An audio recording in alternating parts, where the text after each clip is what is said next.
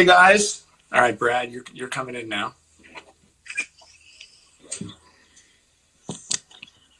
Hey, Hey, we're on. we are. Awesome. Well, hey everybody, thank you guys for joining us. This is my friend and personal therapist, Dr. Brad Reedy. Where are you, Brad? In Utah right now? I am Salt Lake City. Yeah. All right. Um, Someone just said, "Where did my beard go?" It's gone. My beard's gone, but don't worry. This is in abundance right now. Um, So thank you guys for joining us today. It's a pretty crazy time, and I know I've been feeling a lot of anxiety, and my family's been feeling a lot of anxiety, and Brad, as you know, you and I talk, and you talk to my wife, and you have a wonderful new book out that also deals with some of this, and I just thought it could be helpful to just have a really frank and honest conversation about life and Right. about shit and all that nasty stuff that comes up all the time in stressful situations, but all the stuff that's coming up now for so many people because we're living through a time that the majority of the people who are alive on the planet have never experienced. Uh, so you can almost sense and feel the anxiety, I think, that so many people are feeling. Um, and I don't have the answers because I'm someone that also wakes up feeling it, and I have to do my best to get through it. So I thought we could just start, and then I have a whole bunch of questions. I had some wonderful people text me questions and leave it in comments, and we'll get to a bunch of those questions. But I thought maybe we could just start with you sharing any therapy wisdom about ways that we can kind of navigate this climate right now. Yeah. Yeah. I mean, I think there are a couple of initial thoughts. And number one is, and I've learned this from working with families that are dealing with addiction and mental health issues, when something comes up, you have to do something different. So if you weren't meditating last week and life was going okay, you might need to meditate today. If you weren't reaching out to people, connections socially last week because your stress level and this wasn't happening to all of us, you might need to do that now to be okay. I think we kind of just think, well, I didn't need to do that before, so why would I need to do anything different today? And so I think that's the first thing. The second thing is our fear response really requires one of two things. That's what I've been thinking about. We either have to act, right? Because a fear response is our brain telling us that there's a threat, so we have to do something. So even you and I doing this today is helping me because now I'm doing something with the energy that I have. So if you can do something productive and helpful, that's fantastic. But if you can't, and the challenge with this particular situation is that some of what we're being asked to do is to do less, to do little, Yeah. then you have to learn to down regulate your nervous system. You have to learn to, through meditation or breathing or some kind of mindful focus, down regulate. So those are some of the first thoughts that I have is you have to do something that you didn't have to do last week. You might have been fine last week, but now you have a new stressor, so you might have to do something. And even you and I doing this, we've never done this before, you and I. Yeah. This is something different we didn't do last week. So that's a good example of doing something different. Are you seeing a lot of people calling in and coming to see you with heightened levels of anxiety right now? Yeah, it's been kind of an interesting evolution I've been surprised about. I've been broadcasting all week live to families and parents. And at the first part of the week, there was a tremendous amount of anxiety. I've seen an evolution actually where today, this morning, and last night, people are thinking about this as a reset spiritually. Yeah. There's a lot of gratitude coming up. I think one thing that I love about what the Buddhists teach is that the first thing that we think about when we get a toothache is the non-toothache, right? The first thing when you get a toothache is you think, man, I've been taking for granted my non-toothache. Oh yeah. This right now is making us realize that we've been taking so many things for granted. And so I think it's a time for mindfulness and focus, and will eventually kind of evolve into a gratitude piece for all of us. Yeah. If you're just joining us, this is my therapist, Brad Reedy, my personal therapist. That's why he's the first person I wanted to do an Instagram live with and a Zoom chat with. This COVID-19 coronavirus is pretty unprecedented, and I just left the grocery store where everything was gone, and there's no toilet paper, there's no anything. People are panic buying. There were, I had gloves on. There was an elderly woman that walked up to me and said, "Do you have any extra gloves?" So I went to the car and I got her some gloves. I was delivering food to another family that has a immunosuppressed person in the house, so they couldn't go out, and everyone's afraid. But I'm curious about the panic buying, because everyone is telling us, "Hey, don't panic buy. There's plenty of food to go around." But yet you go to the stores and we don't even have toilet paper. I was just trying to get a couple rolls. It's all gone. Yeah. How, where does that come from? Where does this panic buying, anxiety, what makes us go buy toilet paper? That's a great question. I think what happens when we get afraid or anxious, I think for a lot of us, Justin, you, for example, you're a great problem solver. You see a problem in the world and you solve it. And so for a lot of us that are anxious, I struggle with it too.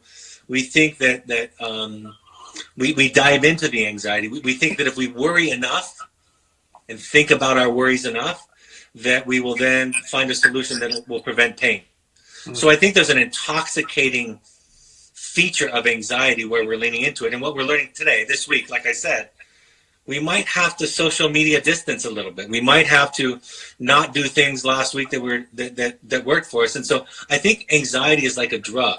I talk about it like in terms of Star Wars and the Force and Yoda. There's something that happens when fear snowballs into this place where we think we have to act and lean into it. And we have to learn to deal with it, to relate to our anxiety gently, differently, to look at it, treat it like we would a little child, and realize that anxiety in these situations does not tell us the truth. It lies to us, and for a lot of us, we haven't really gotten into that practice where we realize that anxiety tells us that we're not going to be okay, that everything's going to be horrible. I also want to say one other thing about the question. The people that are joining on all those hearts going up, even though we haven't talked to them yet, I just want to say to them, you're doing a good job. You're reaching out, you're doing something, and it's important that you find connection, because right now, one of the features of this pandemic is that we're a little bit more isolated. So anxiety is a drug that can intoxicate us and can lead us to believe the lie that we're not going to be okay. So what do we do with, the news media and the constant influx of information, some of which is not even real, and you have so many of us who are trying to figure out what's real and what's not, and what are the risks. And even recently they just now said that this thing is airborne, so we have to be even more careful. And for the first 2 months they were telling us that it wasn't. And so you have so many people that are actually legitimately fearful, and to a certain extent we should be, right? So what's the separation between fear and anxiety? Because as a religious person in the Baha'i faith, we're told that a healthy fear of God is okay. Like, we should have a healthy fear of God. Otherwise, we would just do everything we wanted, right? If there was no fear of God, there was no, if we weren't afraid to fall off of a cliff, we would just run off of the cliff, and that'd be the end of humanity, right? So the difference between looking at the coronavirus and looking at what's happening in the world and saying, okay, that's scary,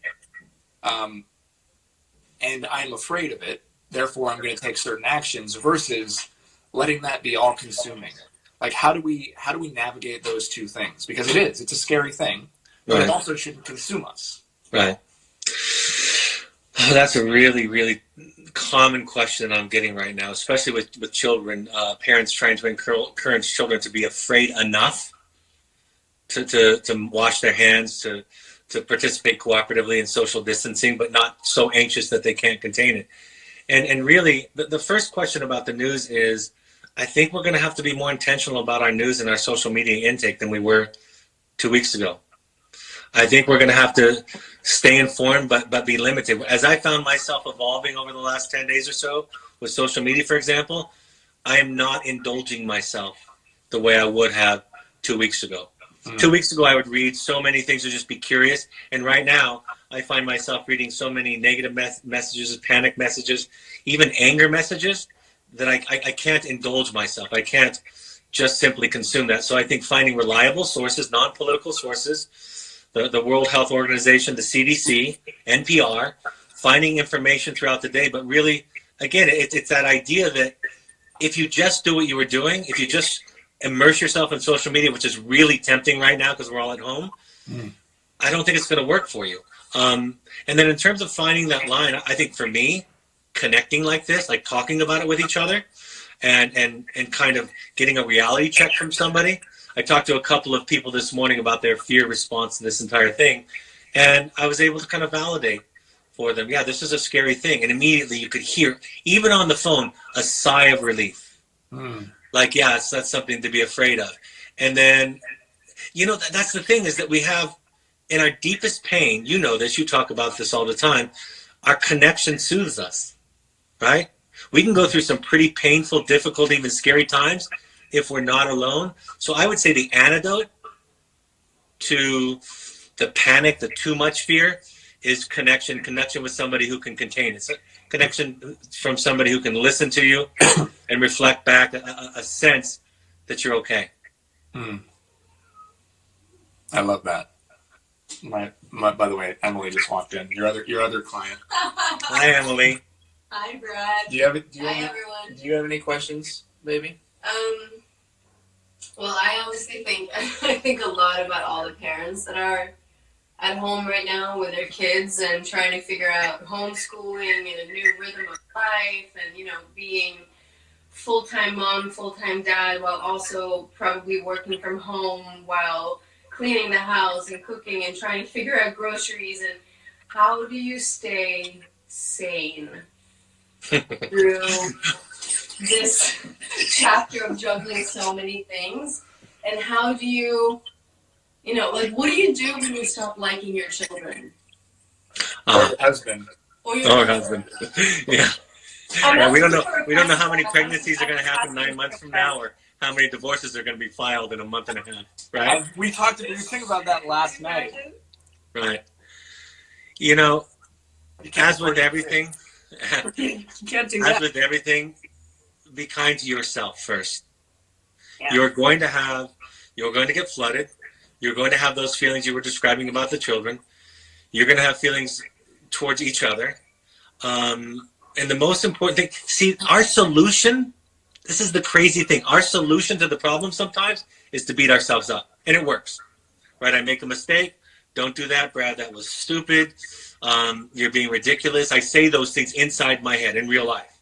And we think that's the solution. And over the short term, it probably helps with some behavioral change. But over the long term, it's damaging to your soul. So be kind to yourselves. Know that both of you, me and my wife and my family, it's not going to be our best functioning. Ram Dass said, if you think you're enlightened, go spend a week with your family. And if he could have added, he would have said, go spend a week with your family in quarantine. He's trying to teach you, trying to teach me and all of us, be kind to yourself. And hopefully, and what my experience is if you're kind to yourself, Justin, when you snap at her, Emily, when you snap at him, then you can also, that kindness extends to other people. We've talked about that, right? That the relationship that we have with ourselves and learning to love ourselves, extend to our children when they screw up, our spouses when they screw up. So I would say finding a practice of loving kindness toward yourself is the key to navigate the turmoil, the shortness, the tempers, and the things that come out of this. I want to get to some of these questions that were texted to me, if that's okay. So the first one here is from Lindsay Ross, and she asks, what's a good suggestion for people who have anxiety and are feeling anxious as an extrovert? Which I thought was interesting. Yeah. So she's an extrovert and she's feeling super anxious in this quarantine. What's a good suggestion for people like? Yeah.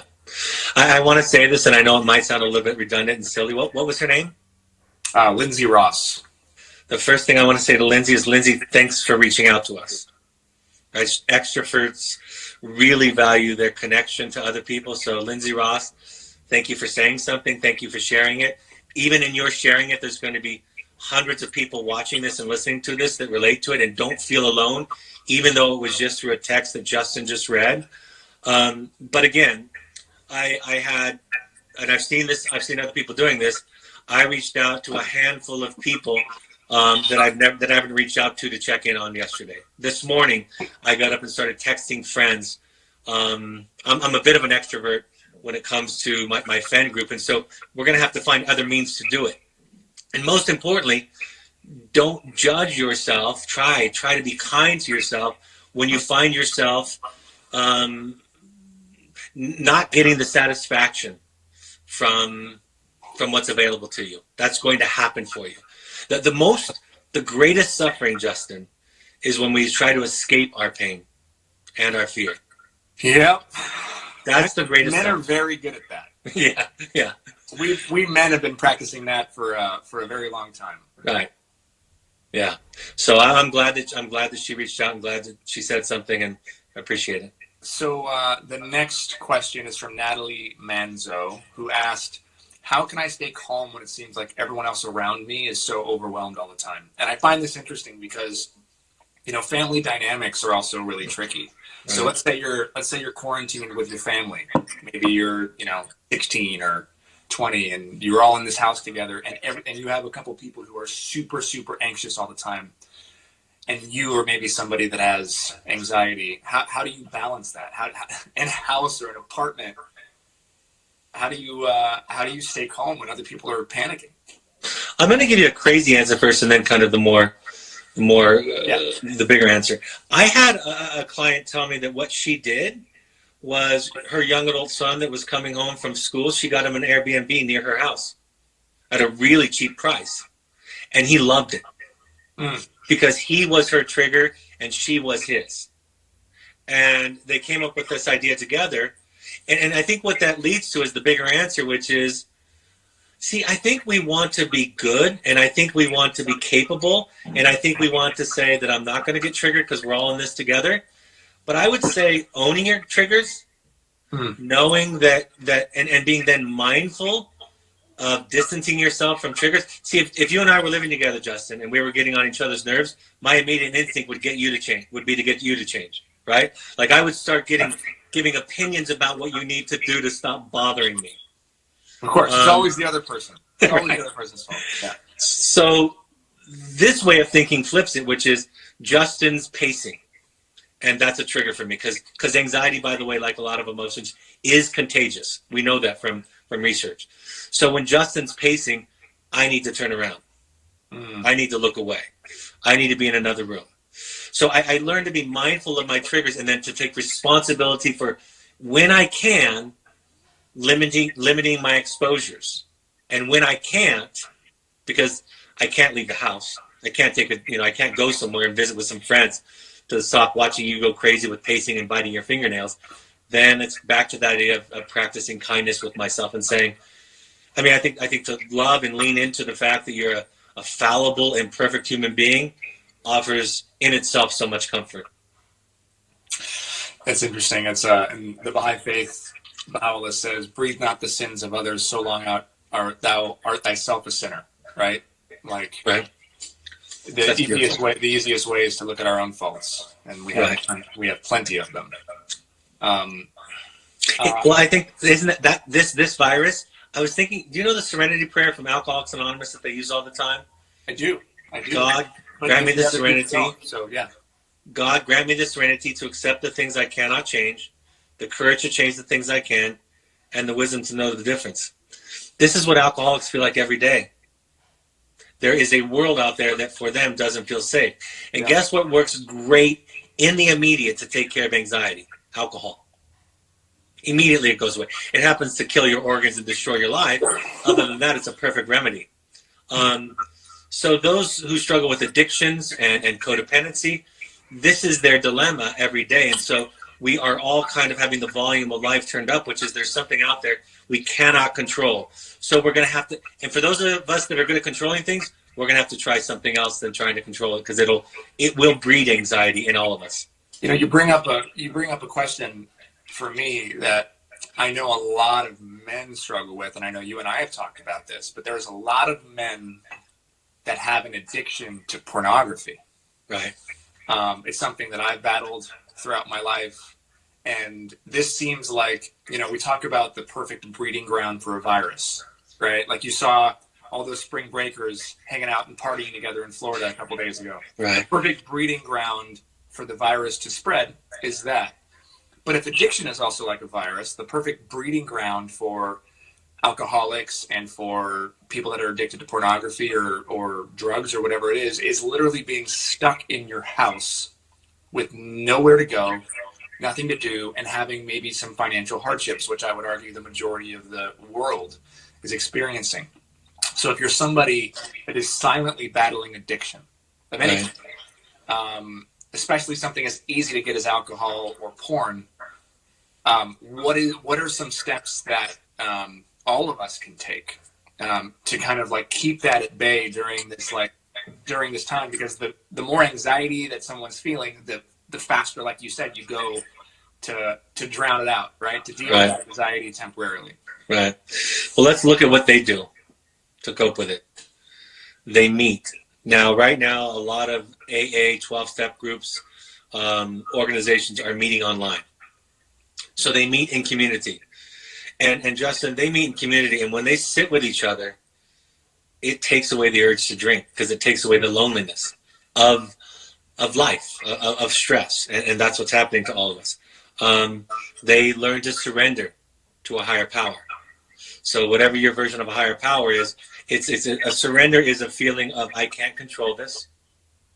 And then that immediately leads to the third thing, which is they develop a practice of prayer, or if you don't believe in a higher power, of meditation. That's the alternative to taking something external, because the solution for the addict, even the codependent, we won't go into that a lot, but the solution to the codependent is, I'm going to control you. You're my drug. If I can get you to behave, then I can feel okay inside. The solution to the sex addict or to the alcoholic is, I'll take something externally to make me feel that sense of well-being. So connection, go online and find places to connect. We're doing, like I said, next week, we're doing this every day for our team, and I'm making it available to the public so people can talk. So find connection, surrender, and then a practice of down-regulating your nervous system that doesn't include something with harmful side effects like disconnection from our partners with pornography, or the effects on the brain and the organs of the body if you take recreational chemicals for it. That's how they do it. So down-regulating could also be, it could be meditation, could be yoga. I mean, could it be reading? Like, what are some physical examples of down-regulating your nervous system? Yeah. So you either have to do something active, because there's energy. The epinephrine that's being released in your system needs to act. That's what it's there for, to jump out of a car that's going to hit you. So I started recording my audiobook this week. And for hours, I did not worry about the COVID issue. For hours, I was separate. Brett Favre had one of his best Monday Night Football games of all time just after his father passed away. And they said, how is that possible? And he said, it was an escape. So if you don't have work, then find a project. Find something to do. Find a writing project or an old project that you've been procrastinating. You can, of course, exercise as a fantastic stress release. And then I think when all of that is exhausted, it's a meditation practice. You've talked about biohacks all the time, right? Start a breathing practice of breathing through your nose. Download one of the many apps online like Calm or Headspace, and start for the first time in your life saying, I'm going to trick my brain into thinking there's not a threat by breathing through my nose and slowing it down, and all of a sudden your brain thinks there's no threat. So work. There's actually this is a good time. There's actually a great breathing exercise that I learned about via some of the biohacking channels that I have found that I'd love to share with anybody who's watching right now. It's called box breathing. Oh yeah. And essentially, we can all do it together for a second, and maybe it's helpful. But basically, you take 5 seconds of a breath in. So let's all try it together. So breathe in. And then you hold for 5 seconds. And then you release for 5 seconds. And then you hold for 5 seconds. And then you repeat the pattern. And that's something that I found really kind of deregulates my nervous system and helps me calm down. I've been doing cold therapy a lot recently, which has been awesome, like cold showers. Right. And I found that actually helps my anxiety a little bit. So if I'm having like one of those anxious mornings and I jump in the cold shower and just breathe like that, I found that it helps me. So I offer By the way, anybody who's watching. By the way, that helped me just now. You did one round of the breathing, and I downregulated a little bit. Yeah, you can feel it. It's a really cool thing. It's like, and you know, I think if we did 30 of those breaths, right, straight up 5 seconds in, 5 seconds hold, 5 seconds out, 5 seconds hold, I found it to be really, really helpful. And also right before bed, if anybody is like me and you have a hard time kind of quieting your brain and falling asleep, doing some of those breaths right when you get in bed is very helpful, because our sleep pattern, one of the first things that happens is our breathing slows before we actually fall asleep. So it's kind of like a forced version to help us fall asleep. I want to ask some more questions here. So Susan asks, are there any tips or tricks that can help quick relief when someone's having a panic attack? So panic attack comes on. What are some quick things that somebody can do that maybe, and you know, maybe they don't have access to a therapist, or Right. they don't know what to do when they're shaking and there's a panic attack? So what are some quick steps? There's actually this really, really good trick, and it's hard to do, but it works almost every time if you practice it a bit. The number one key to a panic attack is don't try not to have one. In fact, when I work with people who have panic attacks, what I say to them is I say, I want you to have 5 this week. If they're having 4 or 3, I say, I want you to have 4 or 5. If they're having 2, I say have 3. I teach the people around them not to try to stop them from having it. See, because panic attacks, it's not about the fear, it's about trying to control the fear. Yeah. And guess what happens when you try to have a panic attack? If you develop a practice of trying to have a panic attack, you cannot have one if you're trying. It's impossible. So So it's reverse psychology for your body. It kind of is. Yeah. Wow. And if you have somebody near you, if you have another person, which obviously helps, teach them this too. Let's say that you were starting to have one and Emily was with you. She would just sit with you. She would just talk to you.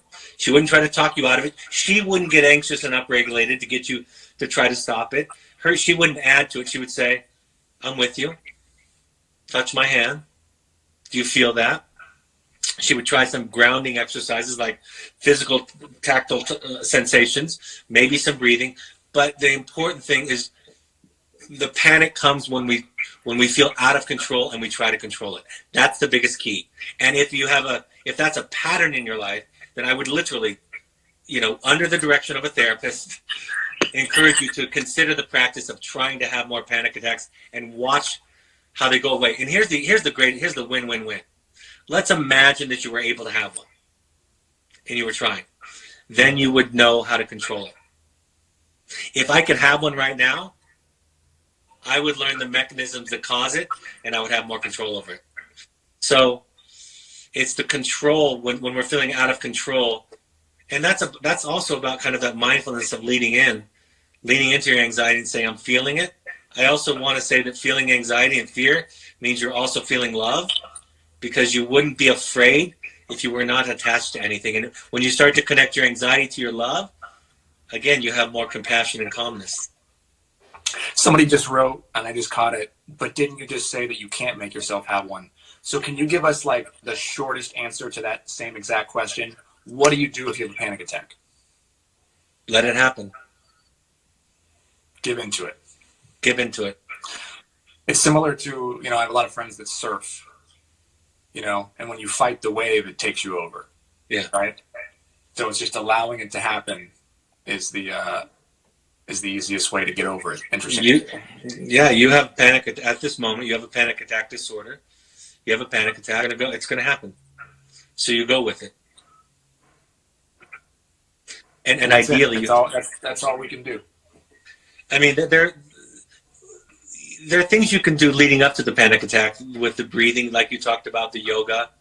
There are things, but once I remember watching somebody have a panic attack in church when he was giving a talk, and his response was, and I think people can relate to this, he looked up and he said, "Uh-oh," and then he hit the podium with his head and fell to the ground. He's a friend of mine. And it was too late. When it's like that, it's too late. So yeah, develop a practice of mindfulness and meditation beforehand. But if you're going to have a panic attack and you try not to have it, even me saying that, even if you haven't had it, you can see how that would be counterproductive. Totally. Thank you. Yeah. I want to flag a question that keeps coming up that I'm seeing both in the text messaging and also in the comments. And this is a bit harder. And I've been thinking a lot about this, Brad, is one of the next films I'm working on actually tackles domestic abuse.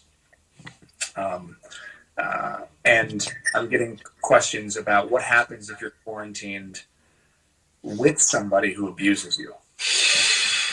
And if you don't feel safe in your own house, what do we, so what do we do in those situations, and what's some advice you could give to people that are feeling not safe in their own home and stuck? That is a really, really difficult question. And it's difficult because it's kind of a lose-lose, right? The only thing I can say is reach out for professional help. We run a program for adolescents. We run a wilderness program, and we still have clients in our program, right? Because for our clients, it's not an elective procedure. Their lives are at risk right now if they leave, not because of the virus, but because of the drug addiction, of the suicidality, of the mental health issues. And so if domestic violence presents itself as a threat to you, you're going to have to reach out to professionals and organizations and others. You're going to have to break the quarantine to keep yourself safe, right? It's a hierarchy of needs. COVID still would be a risk if you access the normal resources that you and I would talk about every day with domestic violence, but it's a hierarchy. And our kids that are coming to our program, that are in our program, the reason that we are still open is because it's more dangerous at home, even though they're away from home, even though they're out there, even though some of them are traveling to us by car, the risk is greater. So what I would say is you would have to suspend your COVID protocol, if you will, and just do what you would do any day that there is a domestic violent threat, which is contact professional law enforcement groups that help and support people with domestic violence. And there's like a national domestic violence. Yes. There's a national domestic violence hotline. Yes. I don't have it pulled up right here, but yes. Okay. Yeah, if you're just tuning in and if you're just watching this, this is an Instagram Live with my good friend and my therapist, Brad Reedy. If you have questions about anxiety and depression, you can go back and watch the beginning. Also, it looks like somebody posted a number for us real quick. Yeah. If you are in a situation where you are quarantined with an abuser, you can call 800-799-7233. Nice. 800-799-7233. Thank you, Lil Ray Cakes, for posting that for us. So yeah, so if you're just tuning in, go back, watch the beginning of this. Brad tackled anxiety and depression. So let me just keep going here. So Taylor wrote, "I'm a teacher. I've been having bad anxiety. I see a therapist and an APRN. I have extra anxiety meds right now, but they make me feel so tired that I have to sleep. How do I get through this time with so much change and demand from teachers?" That's one of the things that I've been thinking a lot about. All of our teachers who are now working from home, who have kids maybe also, Right. and teachers that are also struggling with their own version of anxiety and their own version of depression. Right? So how do the teachers that are struggling so much right now get with so much demand? These are good questions because they're not easy answers, and I guess maybe me saying that to you is Taylor. I think it was. Yeah. Maybe if it was an easy answer, it would be kind of discounting to how hard it is, right? Like if I had simple, quick answers. Like I said earlier, I'm glad that you're writing. I'm glad that you're reaching out to Justin and asking for help, and I can say that I love you, we love you, and we're here for you. And it sounds like you're doing about all that you can do. You're on medication. Man, the demands are high. I read something today where somebody was talking about homeschooling, and I've seen this with our clients before. The advice was, stop trying to accomplish so much. Like, just sit with your kid and read. It's going to be okay for all of our children across this country if they fall behind on the lesson plans that were in place before all of this happened. So instead of maybe lower your bar about things to accomplish as a teacher or a parent, like don't set your expectations so high. Because again, this has been a theme all throughout this broadcast, right? We have to adjust our expectations. We can't simply say, well, I'm going to try to meet the same goals and objectives that I was 10, 15 days ago, because that's going to make you crazy. So part of what I would say to her is, when I have a group of kids that are really low functioning, going crazy, angry, anxious, I tell my staff, here's your job. Keep them safe.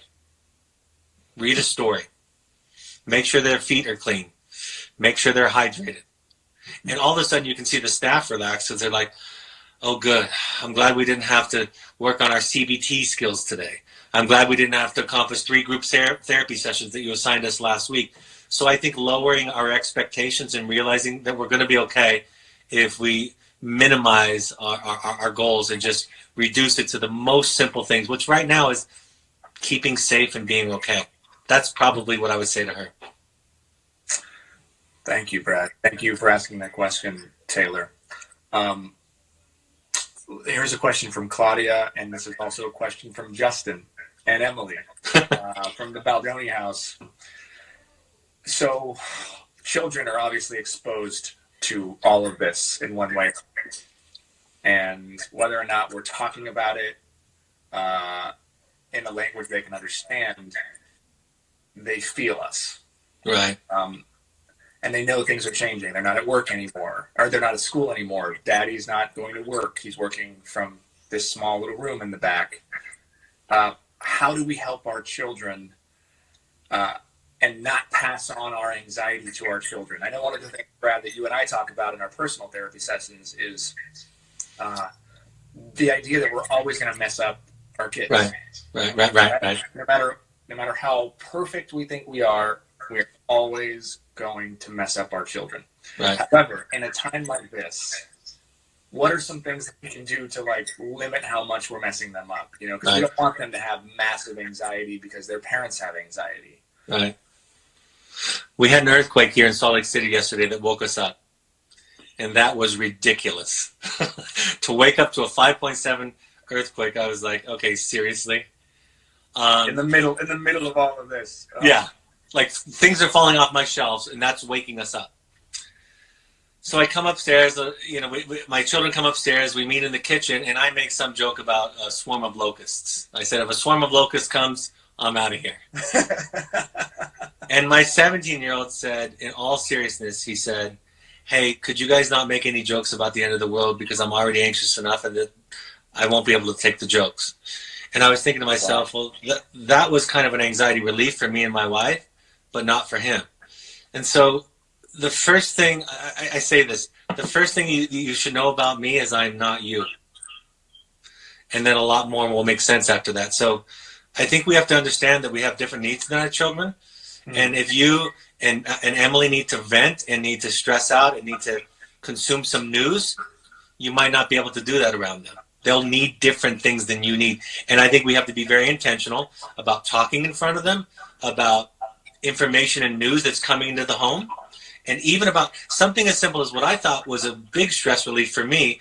But luckily I have a 17-year-old who can articulate himself. I started to think, oh yeah, I have to be careful of even the jokes because they're listening to words like fear, anxiety, pandemic, death. Yeah.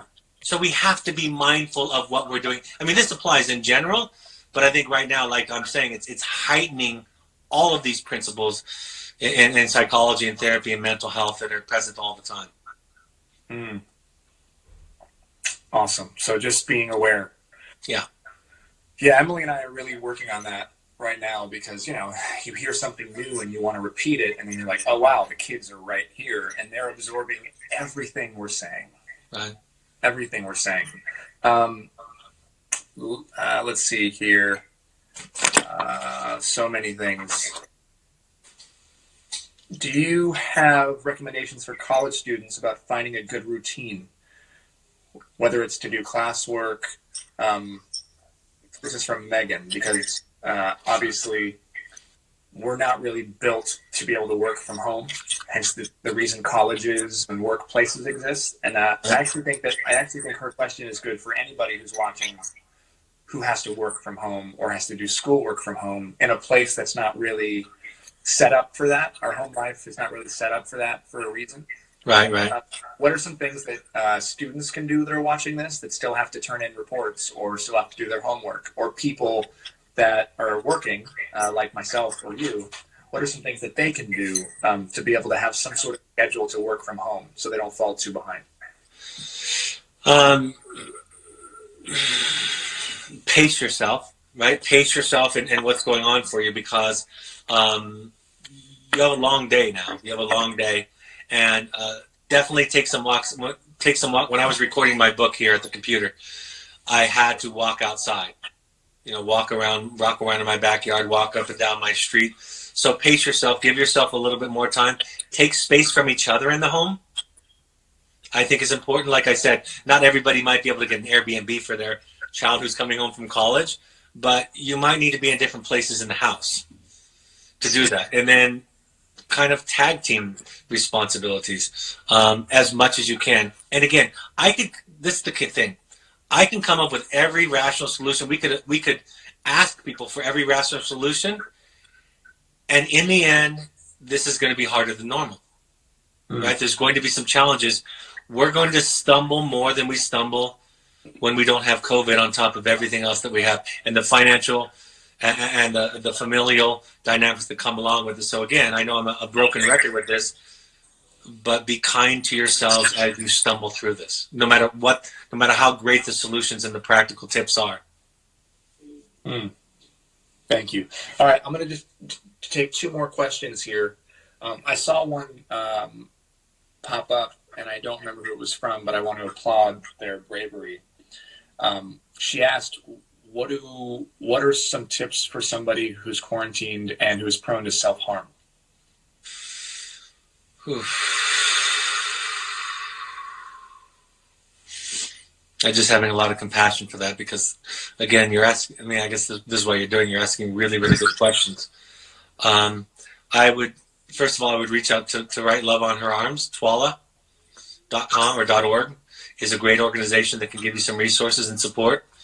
I believe it comes from the idea that instead of cutting and self-harming, they taught people to write on themselves as a way to understand that just like every other escape that we have from pain and fear, cutting is an escape. You know, alcohol, pornography, all of it's an escape from our pain. And so I think connect to groups. If you're suicidal, connect to the National Suicide Hotline. And it's not always the same thing. Connect to twala.org, to write love on her arms.org, to get some connection, to get some community in there. But then all of the other things, I'm going to say something a little bit really out there in just a moment, but to utilize all of the regular things that we're talking about to manage our anxiety with projects and exercise and down regulation through meditation. Mindfulness is a very big practice in the field of self-harm. It is one of the most common skills. And then I would say, if you relapse, I want to say this with so much love. If you relapse in some self-harm that's not life-threatening, be kind to yourself about it. Because what happens when somebody relapses on something like self-harm that's not life-threatening and they're not kind to themselves, guess what happens? They feel horrible about it. They dislike themselves more, and then they find a way to punish themselves even more by doing it more. So if it's not life-threatening, if it's life-threatening, call the suicide hotline or 911. But if it's not life-threatening and you have some relapses, be kind to yourself. We're all going. It's like going home for the holidays. We're all going to regress. We're going to turn into our more primitive versions of ourselves. And just knowing that regression is common during times of stress and in certain contexts can help us to not beat ourselves up over it, which adds to whatever else we're dealing with. Thank you. Thank you, Brad. By the way, for all of you people writing and telling me to cut my hair, come on. Can we just talk about this for a second? That's not very nice. We're talking about mental health and anxiety. And I just want to point at something. And again, as a celebrity, we're open to it. But I think it's important that we remember that we're all human. Yeah. Right? So for those of you that are telling me to cut my hair and that I look bad, come back down into your hearts for a second. And thank you for those of you who are saying don't cut your hair. But we're not talking about hair. We're talking about something far more important than that. So I would kindly ask you to go back and rewatch the video. And if you're somebody who's writing about physical appearances right now, maybe there's some work that you have to do to go deeper to figure out why you're commenting on that and not actually talking about the things that you're feeling. So we all have our reactions to things, and some of us go straight to jokes when things are uncomfortable. Right. Some of us go straight to commenting on other people's appearance or making other people feel bad to bring themselves up. It all comes down to the same thing, which is that at some point, at some place in all of us, we're all hurting. We're all wounded. We're all broken, and we're all trying to figure out how to piece ourselves back together, which is the point of this. So, Justin, can I say something about your hair that's not superficial? Yeah. Can I? Because I think it's a good metaphor. I've seen you over the years go from clean cut, Raphael, to a bearded man who looks like he lives in a cabin in Montana. I've seen you partially shaven, where you shave like half your face, and you're beautiful. And I mean this. You are beautiful in every way that I've ever seen you. Oh, and I think that's the symbol of what you're describing. It doesn't matter, because you are so beautiful every single way that I've seen you look. I appreciate that. I appreciate it. What people don't realize is, I actually make this is so, and we should, and why not talk about it? The whole point of this is to get as real as possible. But right. I'm making a conscious effort now to try to not look great when I am appearing on social media. And I think that, and for me, it's important because I just want to be myself, because social media asks us to generally be something we're not, right? Constantly sharing the best part of ourselves, which has a tendency to make other people feel less than. Right. And I think it's important to just hey, this is me. And pedestals are not, I don't like pedestals. Horrible places to live. And because when you're on a pedestal, you have a lot farther to fall. So all that being said, I think it's important we show up as we are. And I think that this is an important thing to note. You can take it as appearances, you can take it with your social media, and you can bring it right back into your quarantined house with your family. Is I think it's okay for us to show up as we are and to not try to like hide these things we're feeling or to push them down. Because Brad, and you can tell me the expert version of this, but my feeling of it is the more we suppress our feelings and our anxiety and our emotions, the bigger the burst and the explosion later on, which leads to these panic attacks and which leads to these things. Because if I'm never admitting to myself how I feel, then that creates a bigger blow up or an explosion later that unfortunately so many people that we're closest to have to then deal with or pick up. Versus kind of letting the air and the pressure out a little bit at a time so that it doesn't explode. So I'm sure, I'm sure there's you have a better way of saying that, but that's my version of it. Well, I don't know that I have a better way. When I was running Ironmans, I had a coach who said to me, if you start to feel a pain during your run, concentrate on it, not away from it. He ran 200-mile races. His coach ran the Sahara Desert in the documentary, Running the Sahara. So he had some experience with it. And he said, I want you to focus on a pain when you feel it, because if it's an injury, then you need to stop. But if it's not, you're going to injure yourself. And so when we think about that. If you have an injury and you try to exercise and you try to favor that injury, you will get injured. If you have a pain and you favor it, you will get injured. So our natural instinct is to go away from it, to escape pain, to avoid it. But that's how we cause the greatest damage to ourselves, is, like you said, to not feel it. The other thing I would add, Justin, is I think there's a lot of good press around the idea of showing up as we are. And I think it's important press. It gets a lot of the good stuff out there. What you and I talk about all the time is you have to find somebody, at least one person, who can tolerate you the way you are, who can avoid the instinct to be helpful, to fix you, and can just witness you as you are.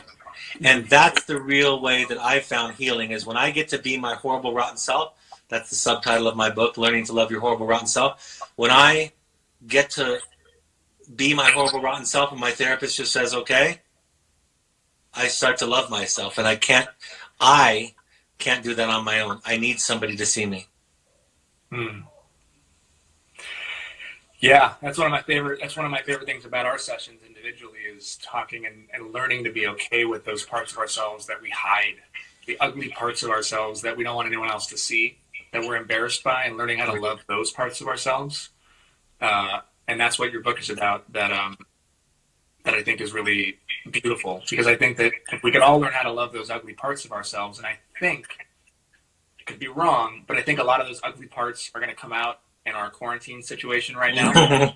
We don't have all the distractions of the world. Right. We don't have the gyms and the movie theaters and the clubs and the bars and all that. So we don't have all these distractions. In some ways, this is a therapy dream, to be forced to sit with ourselves globally for a second, and just take notice. In the Baha'i faith, Baha'u'llah says that we must know ourselves and know what brings us to loftiness or abasement, right?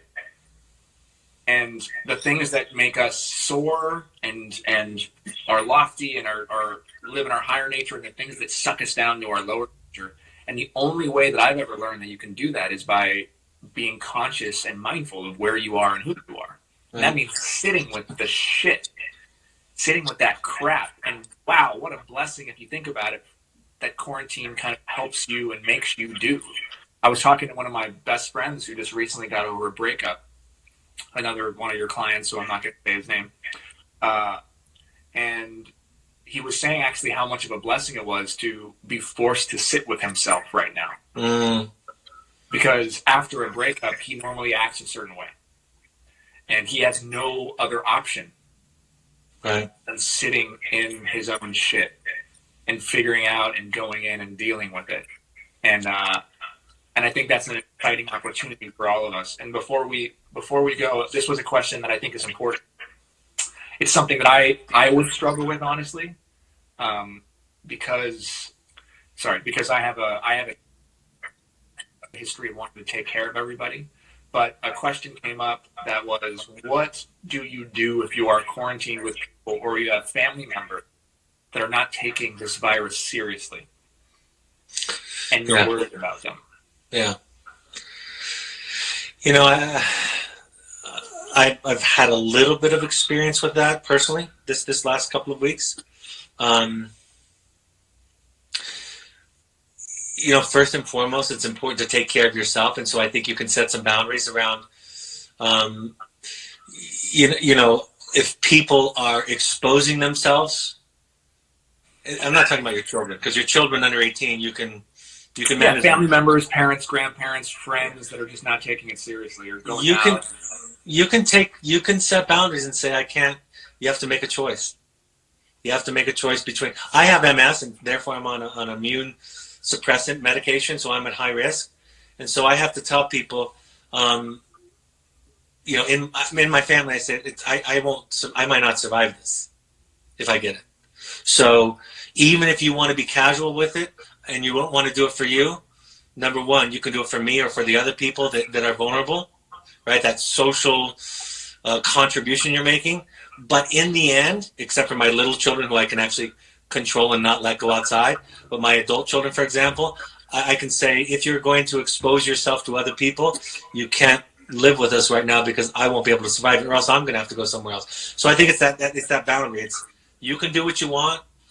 I hope that the social contribution aspect of it will motivate you, but in the end, you might have to make some choices, and one of them be, I'm going to have to protect myself and my young children if there's going to be choices that you make like that.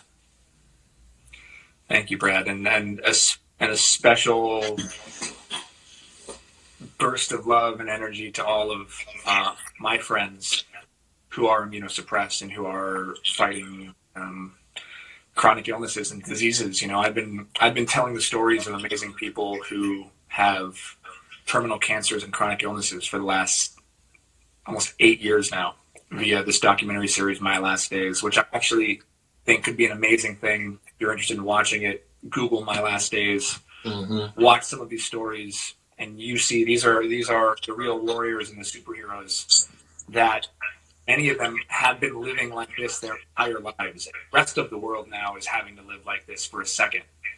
And I've been hearing a lot from my friends, Brad, like you, that are on immunosuppressants, who just have weaker immune systems, that this is far scarier than just what they were normally. So I think it's important for all of us to keep that in mind. For those of us that don't take this seriously, sometimes in love, we have to sacrifice. Yeah. And we're asked to sacrifice for the betterment of the whole or for the other person. Right. And to a certain extent, we're all being asked to sacrifice for so many people who have weaker immune systems. And at the end of the day, I think that, and hopefully that's something that we can do. And finally, Brad, if there's any, aside from the your book, which I will give people a link to your book, which I think will be really helpful. I'm actually going to be reading your book with my parents since we're all in quarantine together. Nice. So my parents and I are going to read a chapter, and along with my sister, of your book, and then discuss it and talk about it. What are like maybe 3 things, if we could just distill it down to 3 things that everybody who's on this call or anybody who watches this can do right now to just have a little bit of an easier time dealing with what's happening in the world and their anxiety? Just 3 things. It could be things you've already said, just 3 simple things. Practice breathing. Practice mindful breathing. Go online, find an app, but practice mindful breathing. That's number 1. Number 2, reach out to each other. Call, FaceTime, do what you can to connect. And just, you're not going to fix anything. When I got MS, I called a friend who had a lot of MS in his family, and I didn't even know why I called him, because he's not my closest friend. But when I called him on the way home from the hospital, he was 27 years old. And this is only a few years ago. He's my son's friend, actually. And his name is Tyler Osmond. He's one of the Osmonds. And he said to me, at 27, he said, "I love you and you're not alone." And I burst into tears because I didn't know I needed that. He couldn't fix it. He couldn't cure it. He couldn't give me, I'll get you in touch with a protocol to fix it. So connect to people. And then I think the third one is find a spiritual practice of surrender. Get in touch with a 12-step group with and Justin, you might have others, but we recommend 12-step groups. We recommend NAMI, the National Alliance on Mental Illness, and we also recommend Refuge Recovery, a Buddhist-inspired recovery groups, and they're having online services, all of those now. So get in touch with a spiritual practice. You might not have needed it 15 days ago, but this isn't 15 days ago. So those are my 3 things. Thank you so much. And a quick breathing exercise for all of you. We call it box breathing. 5 seconds in, 5-second hold, 5 seconds out, 5-second hold. Repeat the process. And we're going to be doing more of these. So I'm going to do more of these. Brad, I'm sure we should probably do another one soon. And if you missed a part of this, it's going to be up on my stories for the next 24 hours. If somebody actually wants to record this for us and repost it, please feel free. I'm hosting a session every day next week. If people want to reach out to Brad at evoketherapy.com, I'll open it up to the public, and we do a meditation to begin, and then we just share love and hope, and we share our fear, but we're not alone in it. So we're doing that all next week, every day. So if you are somebody who has anxiety, who is fearful, who's struggling, who was just laid off, who is a small business that doesn't know how they're going to make their rent, who's a parent of children that are wild and crazy in the house and you don't like them anymore, who's quarantined with an abuser, who is bipolar disorder, who has an addiction of some sort, who's a college student that's not going to get to graduate this year or is trying to study. If you are alive right now, if you are watching this, you are not alone. You are loved. And we will get through this. And Brad, can you tell everybody the name of your book? I have a copy of it right here, just in case. Hold it up, man. Hold it up. It is called, and I reduced it on Amazon to the lowest possible price during this. It's called The Audacity to Be You, Learning to Love the Horrible Rotten Self. And I'm jealous because your wife, I told her this, she wrote an endorsement for it, and I was immediately jealous and angry because it's the very best thing written in my entire book. So that was so funny is I got jealous of her because I could tell you liked her endorsement more than mine. And I'm like, awesome, everybody. Thank you all so much for tuning in. Please rewatch this if it's helpful to you. We're going to try to figure out how to pull this off stories and repost it. At least reposting parts of it, and you're not alone. So sending all of you so much love. Thank you for being a part of this community, and I look forward to doing this again with both you, Brad, and with some of my other friends and experts over the next few weeks. So thank you, my friend. Thanks, Justin. Love you. Love you all. I love you, brother. Bye, everybody.